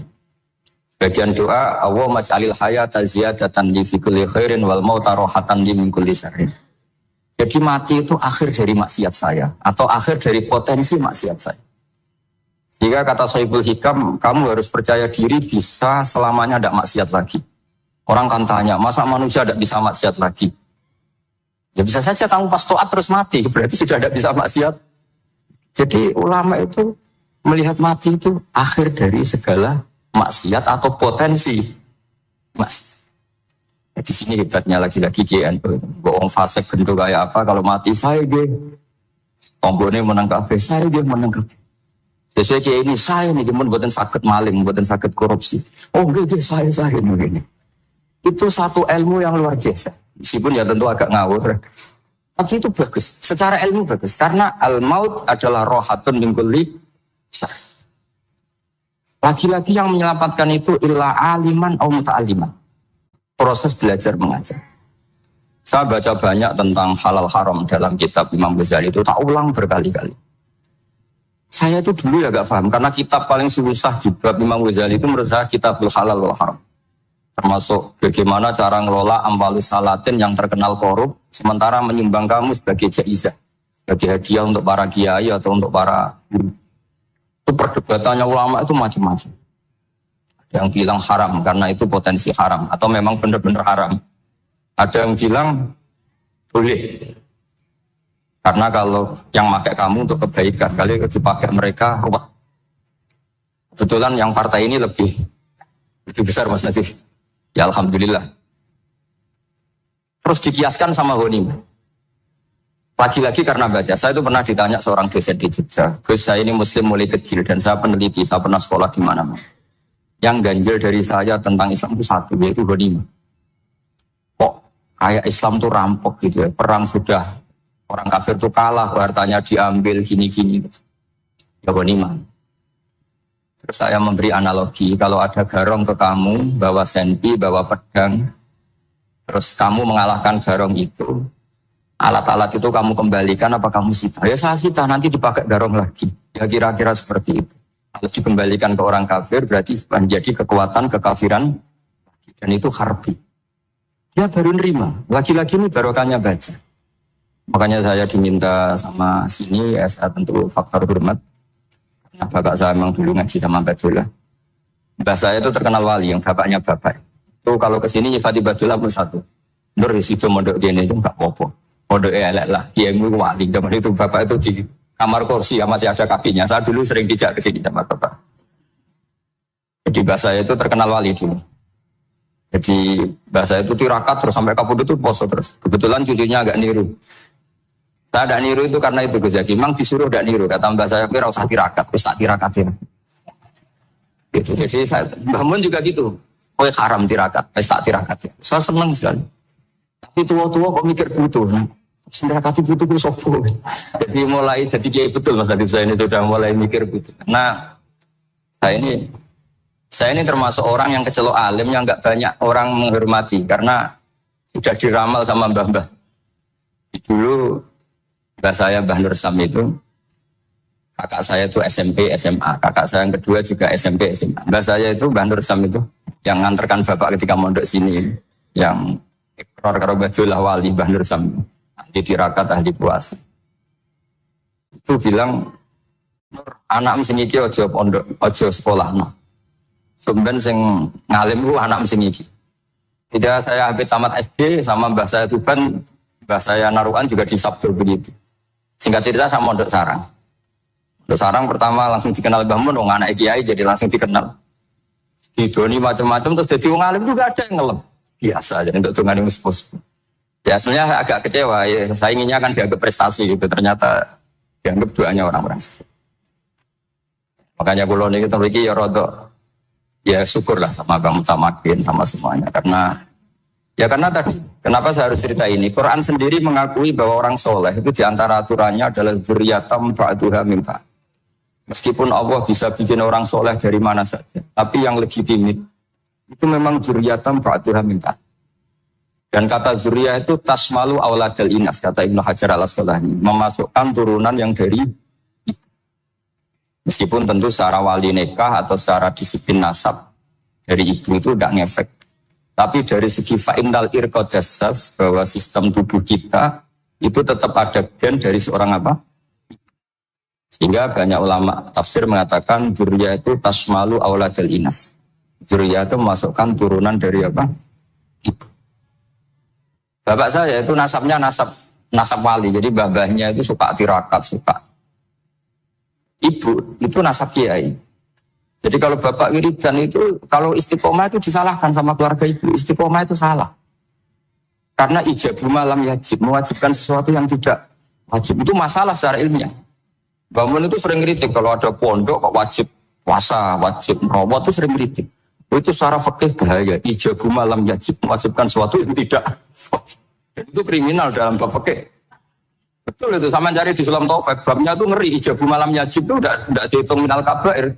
Cari sendiri itu di bab Sulam Taufik, tidak perlu saya sebut, itu parah betul malah cara menvonis Abdullah bin Husain bin Thohir di Sulam Taufik. Ijabu malam. Tapi pondok-pondok yang tirakat tidak kurang jalih. Ini buatan majibaken, melatih. Majibaken tapi apa? Nah, silsilah dari keluarga ibu itu suka ilmu. Sehingga Abdullah bin Mas'ud itu tiap hari itu mensweeping orang yang sering duha. Kalau ada orang duha istiqomah itu disweeping. Awas, harus seminggu sekali, nggak boleh tiap hari.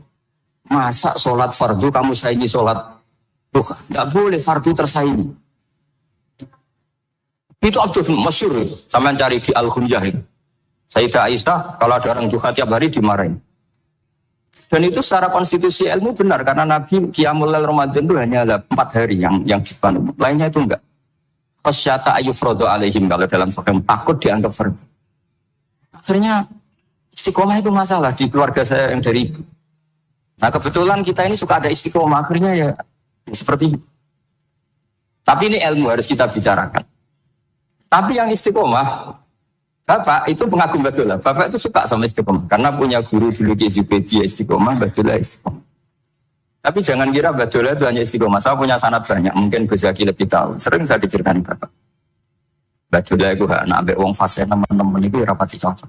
Karena contoh majib no fase. Tak takut iki nopo. Kok nabe kefasean darani wong awam untuk ganjaran. Kemacane Quran gak. Padahal untuk ganjaran mergo seneng Quran. Terus tak takoki Bapak, niku saged damel syarat mboten yo ora kena. Pokoke ngono. Jadi gue ngekrori. Artinya beliau ndak ingin lah. Gara-gara kita terlalu pakam tajwid, kemudian menganggap siapa saja baca Quran salah, kemudian tidak dapat pahala. Bisa saja amalahum ala ayakra'ul Qur'an apa mahabbatuhum wa isfuhum wa kada wa kada. Jadi akhirnya saya jadi tahu. Oke, secara makhraj salah, tapi iseknya benar, mahabbahnya benar, berontonya. Jadi sebetulnya Badulah itu punya sekian makalah tentang ilmu. Hikam juga gitu. Nur nak cah santri ngaji Ihya itu jauh oleh. Saya nak hikam mojud. Maksudnya beliau entah kalau setelah itu Badulah itu melarang siapa saja santri ngaji hikam itu dilarangnya ada kelas tertentu untuk boleh ngaji hikam. Nah kenapa saya cerita ini? Karena saya masih ingat betul di antara wasiatnya Mbah Mun itu. Irroh sebab apa Fatihah kok ihdinas siratal mustaqim bukan siratoka tapi siratal ladzina an'amta alaihim. Dewe Mbah Mun fa inna Allaha ta'ala la ya'kul wa la yashrab wa la yanqih wa la kadza wa kadza. Allah itu enggak makan, enggak minum, enggak tidur. Ya kita tidak bisa niru Allah. Tapi yang makan tidur itu manusia. Sehingga kalau ingin dekat Allah ya niru siratal ladzina bukan siratoka. Kita cara tidur niru Kanjeng Nabi, niru ulama, cara makan, cara minum, niru Allah tidak bisa. Makanya bukan ihdinas siratal mustaqim siratoka tapi siratal ladzina an'amta. Maka dalam beragama itu butuh master, butuh panutan. Ya tentu Mbah Mun oleh ngendikan pakai luwet orang-orang kuno. Cara Mbah Mun pakai cantolan. Maka saya punya makalah banyak dari Mbah Mun, dari Mbah Zubair, dari sampai saya itu hafal sanad sampai Rasulullah sallallahu alaihi wasallam. Karena yang bisa mengawal ilmu itu sanad. Termasuk saya di sini bawa kitab Ar-Risalah Al-Qushairiyah. Nanti saya baca beberapa panutan kita. Di sini ada Abdul Qasim Al-Junaidi, ada Abu Yazid Al-Bustami, ada banyak ulama yang ditulis Ar-Risalah Al-Qushairiyah. Dan itu yang membentuk Imam Ghazali, kitab Ar-Risalah Al-Qushairiyah. Tapi sekarang kita ini tidak belajar lagi tentang tasawuf. Tasawuf itu Abdul Qasim Al-Junaidi jadi wali itu bukan wiridannya terlalu banyak, enggak. Beliau pernah bikin satu kalimat yang menjadikan Allah itu ridho. Kalimatnya begini, kalau malam beliau wiridan gini, ya Allah, kenapa engkau ngasih rezeki saya? Padahal engkau tidak butuh saya. Kalimatnya sederhana. Kalau seorang majikan ngasih servis sama karyawannya, memang butuh pekerjaannya. Orang tua ke anak butuh kasih sayangnya. Tapi engkau ini zat yang tidak butuh saya, tidak butuh kita. Ngapain ngasih? Jadi punya sisi betapa Allah itu luar biasa. Wong tidak butuh kok. Itu kan luar biasa. Jadi karena mensifati seperti itu Allah itu ridho. Itu luar biasa. Normalnya orang memberi itu kan, apalagi orang memberi kiai itu kacau sekali. 1.000 jaluk swarga. Salam template 1 juta aja jaluk apa? Swarga itu parah lagi. Nanti kalau enggak masuk surga tunda-tunda. Itu ngeri lagi itu 1 juta minta apa?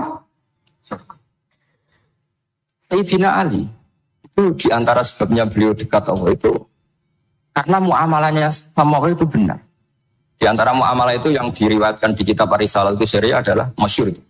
Kafani izzan antakuna li rabban wa kafani fakhran an akuna laka abdan. Ya malam yang beritanya itu, ya Allah, saya sungguh sangat mulia karena engkau yang jadi Tuhan. Coba kalau saya dituhani manusia yang mati atau dituhani siapa yang mati juga. Wa kafani fakhron an akuna laka. Dan saya ini bangga sekali karena jadi budak, jadi hamba zat yang tidak mati. Jadi pakem-pakem yang menjadi masyrab kalau dalam bahasa tasawuf itu yang menjadikan wali. Sehingga yang dikatakan ibadah itu apa? Ma'rifatullah. Mengenali Allah secara benar. Jadi jangan kira wali-wali dulu terus terlalu istiqomah, ada juga. Mereka punya pakem yang menjadikan Allah itu ridho. Saya beri contoh nih, di sini banyak makalah, nanti saya beberapa baca tabarruk. Banyak riwayat dari orang-orang sufi. Nabi Ibrahim itu pernah ketemu orang Majusi. Itu terkenal Sakhok, terkenal Sakhiyat. Ketika ketemu orang Majusi, ya Ibrahim, saya ini sehari saja ngasih makan saya. Kamu kan tukang ngasih makan orang. Ya tapi bisyarti antus lima, kamu harus Islam. Sebagainya Nabi Ibrahim adalah kalau saya menolong dia berarti nolong orang kafir. Setelah orang itu lewat berlalu karena Nabi Ibrahim gak mau hormat, Allah memberi wahyu ke Nabi Ibrahim.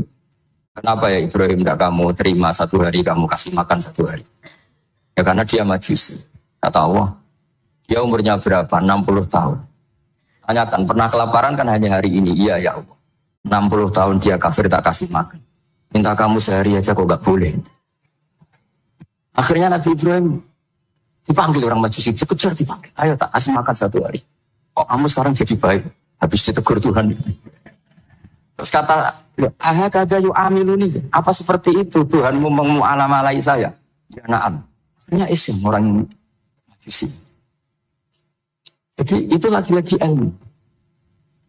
Jadi yang dikatakan ilmu itu satu teori atau kalimat atau apa saja yang menjadikan kita ini pakem. Meskipun pakem itu kadang sulit diterima orang-orang khusyuk. Orang khusyuk itu ya nyun sewu ada sisi nakalnya. Makanya Mbah Mun sering kayak jargon masyhur. Zada khusyuan, zada tambah khusyuk tambah bodoh. Bukan bodoh dengan makna salah itu enggak. Memang kadang terus anti ilmu. Misalnya gini, ini contoh yang karena saya ini mengkhidmati ilmu, saya beri contoh yang urusan ilmu. Ada orang sujud diinjek orang fasik, kepalanya diinjek orang fasik. Terus si orang yang sujud tadi ini ada di Sahih Muslim, juga ada di Ihya. Wallahi la yaghfiru wa laka. Pakai sumpah, wallahi la yaghfiru wa laka. Allah langsung mewahyukan ke Nabi fi hadzal zaman, fi tilka zaman atau fi dzalika zaman. Man dzalladzi yata'alla alayya alla aghfira li fulan qad ghafartu lahu wa ahbattu amalak. Katakan ke orang itu, siapa yang mencatut nama saya? Yang hanya berstatus tidak memaafkan. Itu enggak fair. Saya ini Tuhan kok bisa yaghfir, bisa yu'adzib. Kok sifat saya tinggal 1 yu'adzib, itu gimana? Dicatut separuh itu Allah tidak terima. Tapi kalau kita baca Quran, saya ini sama orang fasik ya benci.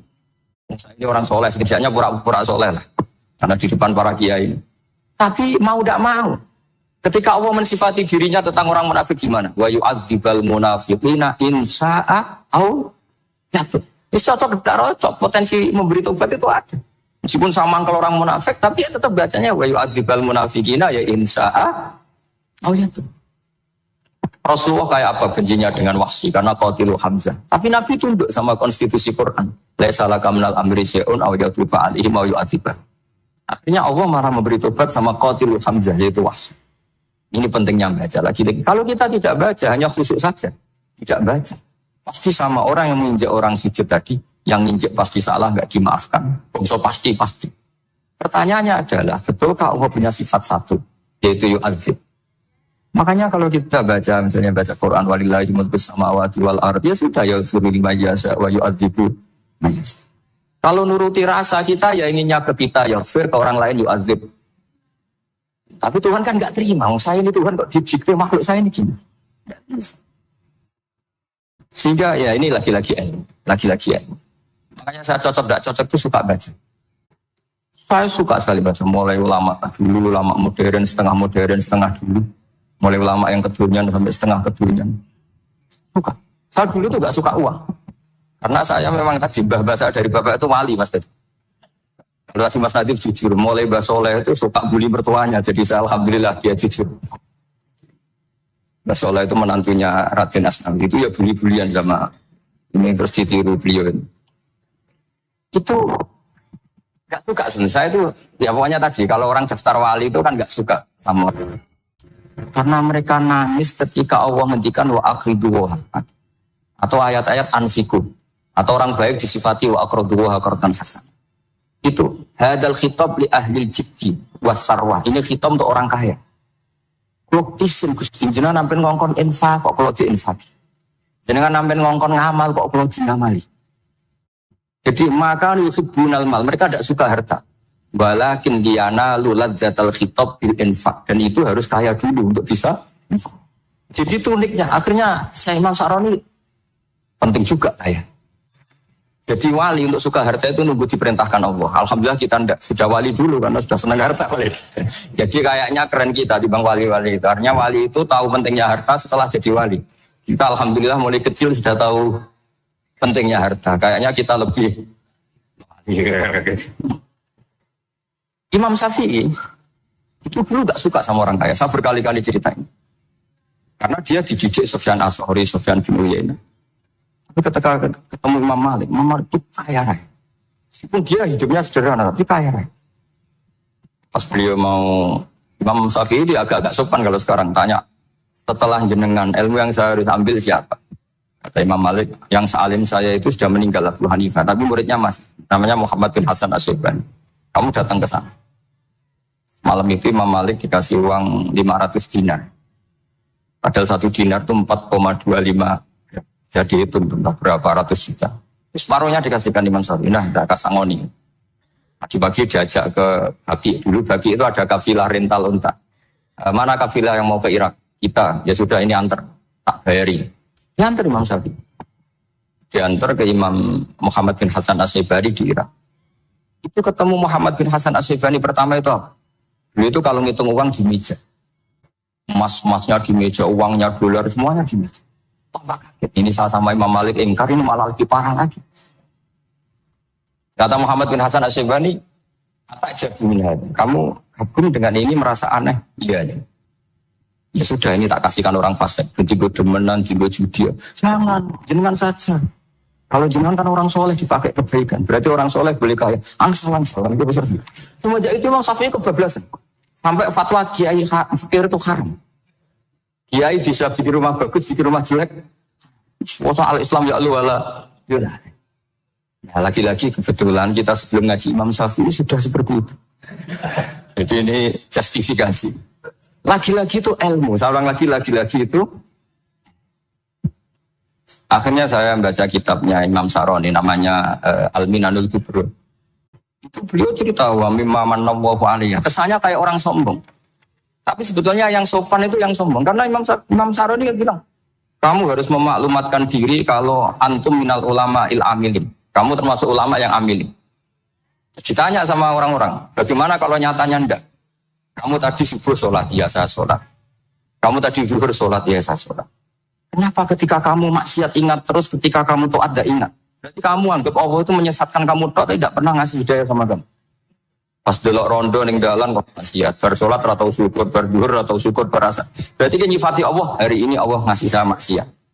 Sementara lupa kalau Allah ngasih sholat zuhur, sholat asar, sholat maghrib, sholat. Sudah di situ al-Minanul Kubro, orang itu soleh semua. Nah, saya itu termasuk orang yang didikte oleh kitab, terbentuk oleh kitab Al-Minanul. Jadi di situ hidup itu enak semua. Makanya saya itu masih ingat dialeknya dua orang alim. Nggak berusaha sebut, ini agak sensitif. Karena ceritanya itu ada anaknya kiai mau nyalek. Karena dia anaknya kiai tanya, Mbah, dalilnya nopo nanti yang kepingin jadi jabatan, mencari jabatan besar. Kalau yang jawab tak sebut nggak apa-apa namanya. Jawabnya Mbah Mun. Oleh apa-apa, Nabi Yusuf juga ada jabatan. Terus beliau baca qalat anni ala khuzainil ardi ini khafifun alim. Nabi Yusuf juga ada jabatan ya Rabb. Dikipat sama orang alim. Jadi Nabi Yusuf syariatnya itu mansukhah bi syariati Rasulullah Muhammad sallallahu alaihi wasallam.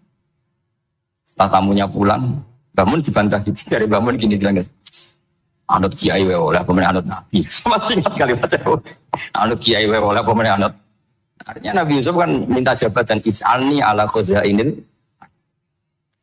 Jadi akhirnya semenjak itu fikih ilmu tadi saya ulang lagi. Akhirnya saya cari, termasuk saya disuruh bangun.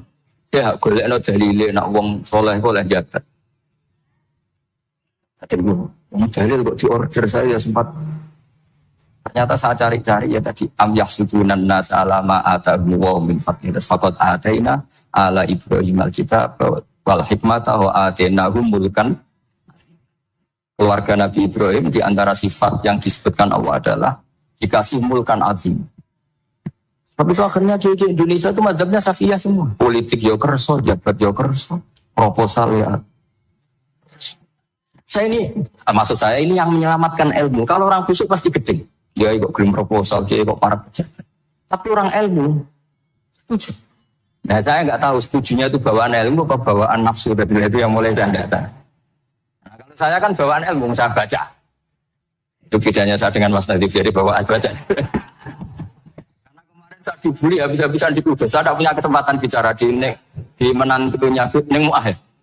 Wah, ini kurang ajar betul orang ini kata saya. Tapi saya nyari sisi positifnya. Kalau saya dibully kan saya madlum. Orang madlum gampang jadi wali. Yang dia bully berarti dolim ya sudah berarti wali saya. Gitu. Nah supaya dia juga wali sekarang tak bully supaya impas. Jadi ini nolong beliau.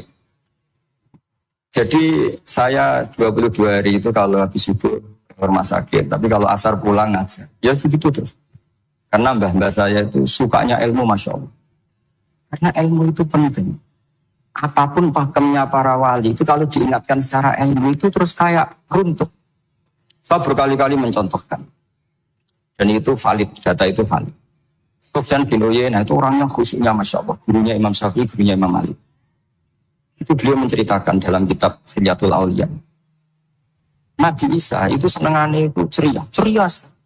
Nabi Yahya itu senangannya bersemut, abusan, suka kayak takut akhirat, takut penyakit. Tapi bukan takut corona, enggak ya jelas kan.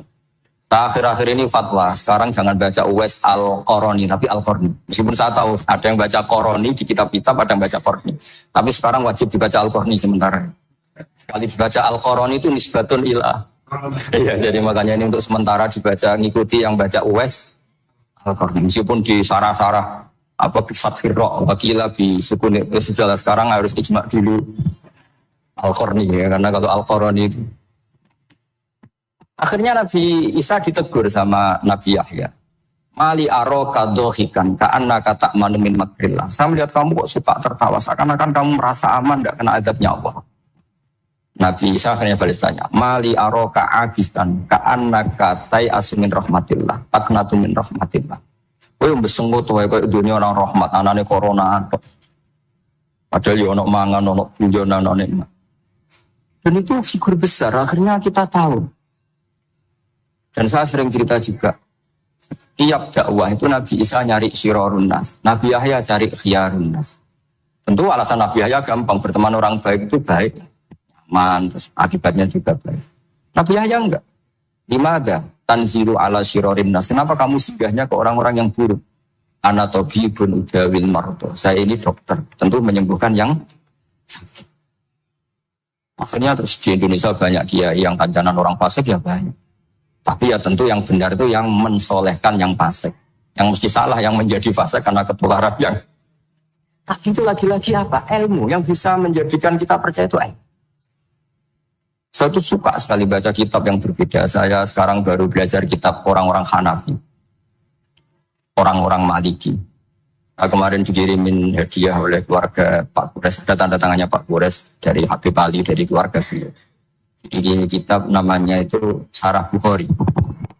Yang dikarang orang India, orang modern. Anwar ya. Anwar Shah. Orang-orang India. Ya, orang. Itu beliau termasuk mujaddid kalau dalam perasaannya orang India. Mensarai Bukhari ya. Kira-kira sanadnya Sayyid Muhammad ke beliau itu 3 atau 4. Beliau termasuk orang-orang yang bisa membentuk India seperti itu. India kan banyak syurahul hadis termasuk Waliullah Ad-Dahlawi terus Syekh Yusuf Al-Kandahlawi banyak lah Syekh.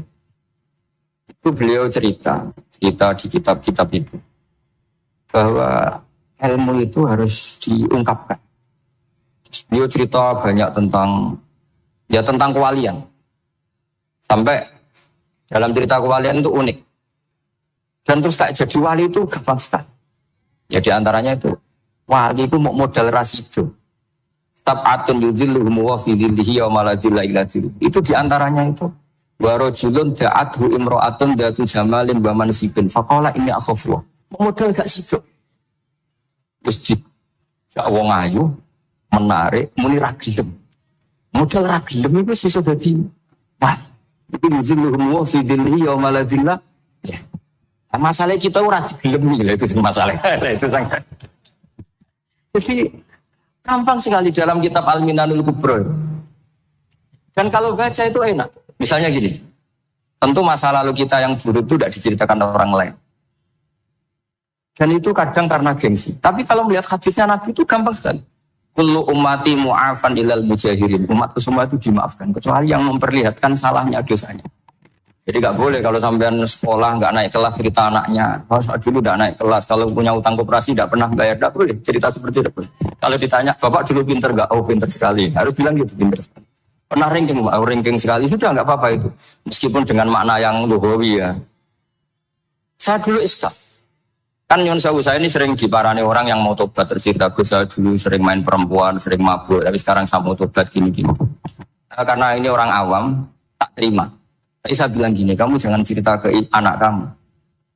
Dia cerita, tapi kan saya harus jujur. Karena ilmunya dia baru, kalau jujur itu penting. Gitu. Terus Pak, pokoknya menurut kula ora oleh cerita. Pokoknya ora oleh cerita. Ya guys, oke. Setelah itu saya nyari-nyari sarah. Termasuk kitab itu. Bisa orang yang tidak mujahirin, orang yang menutupi salahnya malah dimaafkan, yang cerita jujur pernah salah malah tidak. Angan-angan bener. Misalnya seorang bapak cerita, cuma mau disini nak pacaran itu tak ambung. Misalnya, anaknya mesti suatu saat kan dia puber, mesti nak ngambung niru bapak. Nah kalau yang cerita itu ribuan atau jutaan, cuma zaman yang pondok itu rezekiku kombodoni, kan terus jadi syariatun mutabah. Apalagi yang cerita ini ternyata jadi kiai, ternyata gitu ya tetap jadi kiai. Jadi kalau pura-pura soleh di rumah pura-pura soleh, seakan-akan di pondok tidak pernah foto, tidak pernah setor meluntir, tidak pernah apa kan? Katanya, lalu lucunya, oke itu alasan. Alasannya Imam Ghazali itu paling masuk akal. Ini saya cerita, ila aliman barokahnya baca Imam Ghazali. Fa innahu ta'ala yakrahu zuhurul ma'asi.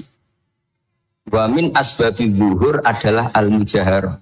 Karena Allah itu gak suka maksiat itu begitu kelihatan. Dan awal dari kelihatannya maksiat adalah semua orang cerita. Akhirnya maksiat dianggap biasa saja. Jadi kalau semua orang cerita zaman mondok nakal itu akhirnya semua orang yang nakal. Oh itu niru kiai ini, karena ini niru ini. Kan repot. Tapi kalau semua kiai sok suci atau suci betul, dan semoga ya suci betul, kan yang maksiat, yang mau maksiat ini gak punya alasan. Karena masternya gak pernah. Meskipun sebagian yang seutuhan gak pernah konangan, gak tahu. Pokoknya yang penting seperti itu. Itu hebatnya konsepnya. Saya dulu ya iskal loh. Oh, ya tadi kullu ummati mu'afan illal mujahir. Saya dulu iskal kan. Tapi setelah baca Ihya kata Imam Ghazali, karena Allah itu enggak suka zuhurul ma'as. Allah enggak suka kalau maksiat terlalu muncul. Dan termasuk sebabnya muncul adalah setiap orang jujur menceritakan masa lalunya. Sebab itu kita sebagai orang Islam yang entahlah istilahnya apa. Kalau istilahnya Mas Najib Islam Nusantara atau moderat macam-macam lah. Saya termasuk orang yang sebetulnya ingin gak setuju, bukan karena menentang. Nanti ngapalkan firqahnya kebanyakan. 72 aja ngapalkan banyak ditambahi Islam Nusantara, Islam moderat, Islam garis. Apalagi itu? Oh garis lurus. Ada yang lagi lucu. Ya macam itu. Tapi setelah saya ulang lagi, setelah baca banyak, itu akhirnya menjadi tahu. Karena apa ya, fitrah salimah kita. Misalnya gini, ada cerita di kitab-kitab. Nabi Musa pernah istisqa enggak mandi. Kan enggak terima, dia seorang nabi kok istisqa enggak mandi. Saya ini kali muka ya Allah, kenapa doa saya enggak mandi? Kata Nabi, kata Allah, inna fihim namaman, di antara yang berdoa sama kamu yang istighosa kubro itu ada yang namaman, tukang ngadu. Bisa ngajari Tuhan. Ya Allah kan gampang, kasih tahu dia siapa tak usir supaya tidak ikut istighosa, aku selesai. Terus jawab pengiran lucu. Saya ini Tuhan, anha anin namimah. Saya ini Tuhan yang mengharamkan namimah. Maka saya tidak akan nama. Anha anin namimah wa akunu namaman. Saya ini mengharamkan hadu-hadu kok terus Yudhoyono sing itu kan ya sudah Gusti kalau gitu. Lalu solusinya gimana itu? Solusinya gimana Tuhan? Ya sudah kamu nyari hamba saya yang namanya ini. Cari sama Nabi Musa. Ketemu orang namanya hitam. Makanya saya sama Mas Nadim itu sungkan karena di antara wali itu ada yang hitam. Hitam terus nggak apa-apa ini biar impas, biar saya sampean bisa jadi wali karena mazlum. Itu ketemu. Setelah ketemu sama-sama nur. Anta bar, ya saya bar. Anta Musa, ya saya Musa. Kenapa kamu tahu? Dikasih tahu Allah. Ini karena sama satu nabi, satu wali. Terus, saya ini mau istisqa gak mandi, tapi sama Allah disuruh minta doa sama kamu.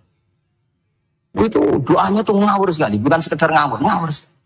Ya Allah, apa engkau sudah tidak punya stok air sehingga tidak ada hujan? Apa angin-angin sudah tidak nurut sama jenengan sehingga tidak bisa menghalau awan untuk menurunkan? Maka ada Musa ajab pisau itu di semua kitab. Musa hampir saja jatuh, dianggap doa yang tidak sopan. Tapi kata Allah, la tadribhu ya Musa fa innahu adhakani fil yaumi salasa marrat. Dia bisa bikin senyum saya sampai 3 kali. Dan soal mereka maksiatuhum la tadruka. Maksiat mereka itu tidak ngefek ke engkau kok jenengan pertimbangkan. Maksiatuhum la tadruka. Akhirnya langsung hujan. Jadi kadang doa itu ada yang ngawur. Maksiatuhum. Makanya saya itu kadang berani berdoa Indonesia aman. Secara fikih ya kadang kok nak gak ono apa-apa sing maksiat meneh. Kadang yo mikir. Yo nak sing taat meneh, tapi kok nak ono apa-apa sing maksiat ya. Maksiat. Saya pernah ketika ke Jogja sering gempa itu pernah mau berdoa. Ya Allah semoga bebas dari gempa, tapi terus saya mikir. Memang kalau nggak ada gempa ya yang sholat aman, tapi yang maksiat juga daripada menggurui Allah sudahlah, tidak berani berdoa sudah. Gusti ini dunia ini jangan pun terserah jenengan. Tapi saya sebagai orang muslim sing apian kan ya kepengin arham linnas. Boleh dalil lu kangelan, tapi gara-gara baca kibarak tadi maksiatuhum la tadurruka. Maksiat mereka itu tidak bahaya bagi. Pun Gusti rasa kakean pertimbangan pun udan mawon. Udan langsung. Lagi-lagi karena baca. Termasuk di Al-Minanul Kubra itu ada cerita tentang Nabi Isa. Kita itu tidak hoax, ini kata Imam Sa'roni. Ada orang itu perajin sepatu, perajin sandal. Ya Allah, engkau itu bilang butuh sandal ukuran berapa, nanti tak bikinkan. Engkau bilang kendaraan kamu apa, nanti saya fasilitasi ada ini. Pakaiannya kalau dames. Apa, pokoknya saya ingin khidmat sama jenengan. Nabi Isa yang terkenal baik itu, ya faham mabibat sih, hampir saja dibukul. Kata Allah, jangan Isa. Dia muji saya sesuai yang dia ketahui. Lagi-lagi baca. Jadi tidak bisa kita mengadili orang lain, ini kalimat ini tasbih wa bifaluki, tidak bisa, tidak segampang itu. Kecuali yang ngomong orang-orang Mu'tazilah atau orang-orang Khawarij, mungkin kita lawan karena berdasar ilmu. Karena orang lugu rusak. Karena orang lugu itu gimana? Seperti Ahmad ditanya, kamu mukminah? Terus dites sama Nabi. Aina Allah? Pak Asyarat, jelas. Allah di langit. Coba kalau kamu tauhidkan, Allah la yakhullu fi makanin. Berarti kan masalah itu, karena Allah laisa kamislihi. Saya juga pernah diprotes kiai, kenapa ada istilah senyum, istilah susah. Padahal Allah gak pernah susah. Tanya gitu. Saya kan sering bilang Allah susah, Allah apa. Terus kok gitu, padahal Allah kan tidak pernah. Tak pernah, kamu hafal Quran? Tidak. Ya sudah, baca aja ayat falamma asafu nantakomna minhu. Itu jadi asafa itu kan asifa ya'safu asafan. Diikutkan wazan afala berarti asafa yu'sifu. Berarti kayak dengan ata lah. Ya ata ya'ti itianan, kalau ingin wazan afala kan ata yu'ti ita. Sama dengan falamma asafu, mongko sumangsani gawe susah sapa Fir'aun wa kaumu. Nah ini Fir'aun mari ribet, mari aku susah. Aku pengiran ciri tandingi. Intakom namin belum kata aku. Akhirnya dia itu bilang, boleh ini Quran ada istilah Allah susah. Ya sembol, aku hafal Quran, jadi spontan bahasaku gue salah, gue ada kembaran Quran. Sampean masih khusyuk, ngorapal Quran, akhirnya yang ini kata saya. Akhirnya ilmu itu penting, sesuai, ilmu itu penting kata saya. Jadi ini lagi-lagi illa aliman au. Jadi saya tuh dapat barokahnya ilmu. Saya sebagai manusia ya takut mati. Tapi tadi, kalau kadang-kadang melihat mati itu rohah min kulli syarrin. Kita ini meskipun nyun sewu sekarang tidak zina, tidak korupsi, potensi itu tetap ada. Dan yang bisa mengakhiri potensi itu apa coba? Al-maut. Sehingga Nabi mengajarkan kita itu gampang sekali dalam beragama. Isalil hayata ziyadatan li fi kulli khairin wal mauta rohatan li min kulli syarrin. Lagi-lagi ilmu yang menyelamatkan kita itu. Sehingga Umar bin Abdul Aziz ketika mau meninggal, semua keluarganya nangis. Dia tanya, kenapa kamu menangis? Karena engkau mau meninggal. Memangnya setelah saya meninggal mau kemana? Ila Rabbin Karim, ila Rabbin Rahim. Jadi segampang itu untuk melihat. Nah, tapi kalau kita tidak baca, seakan-akan wah mati ngeri nak mungkin rokok. Seakan-akan di alam sana hanya ada neraka. Padahal anak indadzoni aktivis. Daripada nganggep rokok masalah atau eleng pangeran kan ini. Lagi-lagi baca. Layamu tanah hajukum illa wa yusinuduna illa. Jangan sampai seseorang mati kecuali dalam keadaan husnudon sama. Saya tuh masih ingat Gus Yagi pas Bapak gerah itu tak antar ke Karyadi di Semarang. Itu mau kabundut itu cek hujan. Cung apa mati kok gue ning hotel karena di pavilion. Dia mau kabundut itu cek. Mau khataman Quran dibaca sabtahat terus khataman. Isung tak khataman Quran terus rasa nangis aku husnul khotimah itu terus kamu udah enak maksudnya santai maksudnya enggak ya relax aja seperti Mbah Mun itu dulu saya tuh ya Bu Bella Wafati sering ketemu ya ada hanya saya tentu banyak orang sering ketemu beliau jawab Mbah Mun Cung aku nak mati Selasa berarti aku wong alim nak mati Jumat berarti aku wali apa enak sebenarnya ingin tanya, nak setu bah, tahat nih. Tapi kok potongannya orang pantas itu. Ketika beliau nyatanya kabundut, Selasa berarti senang status alim. Artinya orang-orang dulu itu, Imam Ghazali lebih parah lagi. Ya saya yakin ya semua orang Islam mati itu baik. Imam Ghazali lebih parah lagi. Itu beliau kabundut. Itu orang yang perjalanannya 3 hari itu sudah datang semua. Sore beliau beli kafan. Terus beliau bilang ke adiknya, saya nanti kalau mati yang imami orang ini. Jangan makamkan saya sebelum diimami orang ini. Dulu udah ada WA-nya Mas Nabi, udah ada grupnya. Itu ketika beliau sudah beli kafan habis sholat subuh, alayya bil kafni, kafan saya bawa sini. Bisa dikasihkan sama adiknya. Ya Allah, ar-ridho bil intiqal ilal malakil. Dan saya sudah ridho kalau ketemu engkau. Terus kabundut. Akhirnya bingung karena orang yang ditunjuk itu harus 3 hari perjalanan. Ternyata datang semua terus. Kok kenapa engkau datang? Ghazali wis tondo aku ini 3 dina yang lalu. Jadi aku langsung perjalanan. Pamit saja. Lalu kubu sebelah ini cerita Mas Dadi yang tukang tukaran sama kubu sebelah itu Mas Dadi. Kalau saya ini orang baik gak suka tukaran Mas Dadi. Seorang baik. Yang ngaku orang baik itu penting cara kita Al-Minanul Kubro karena kalau ngaku orang elek berarti kenangannya Allah sama kamu itu bikin elek, tidak bikin baik. Itu cara pikiran Imam Sa'roni dalam Al-Minanul Kubro.